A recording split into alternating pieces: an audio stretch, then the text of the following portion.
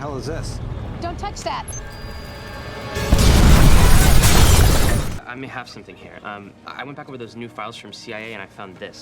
Henry Humphreys. ስለ ሄነሪ የሚገልጹ መረጃዎች በሙሉ በትልቅ ሚስጥር የተያዙ ናቸው። ነገር ግን የወኪሉን ትኩረት የሳበው የሄነሪ ሚስት በትውልድ የቦስኒያ ዜጋ መሆኗንና ከዚህ በፊት ከተጠረጠሩት የወንጀለኞች እንቅስቃሴዎች ጋር ግንኙነት እንዳላት ይናገራል። ነገሩን እንደ ቀላል ያላየችው ሄለን ብሮዲ አንድ አባል ጨምሮ ወደ መኖሪያ ቤቷ ሄዶ እንዲያጣራ ፍቃድ ትሰጠዋለች። በሌላ በኩል ሄነሪና ሚስቱ በመኖሪያ ቤታቸው ውስጥ የሆነ ፍርሃት ውስጥ እንዳሉ ያስታውቃል። በቤታቸው ዙሪያ የክትትል ካሜራዎችን በመቅጠም ነገሮችን ለመቆጣጠር እየሞከሩ ነው። ይህ በእንዲህ እንዳለ በአንድ የቴሌቪዥን ጣቢያ ላይ አንድ ሰበር መረጃ ይወጣል። ዩሱፍ የተባለ አንድ ሰው በአንድ ፖሊስ ላይ ተኩስ ከፍቶ 2 ህፃናትን ለማገት መሞከሩ ይዘገባል። ኤፍቢአይ ስለ ዩሱፍ ከዚህ ቀደም ምንም የሚያውቁት ነገር አልነበረም። መረጃውን አሁን ከህዝቡ እኩል ነው ያዳመጡት። ነገር ግን ሄለን ዜናውን በትኩረት ስትመለከት ዩሱፍን እንደምታውቀው ትናገራለች።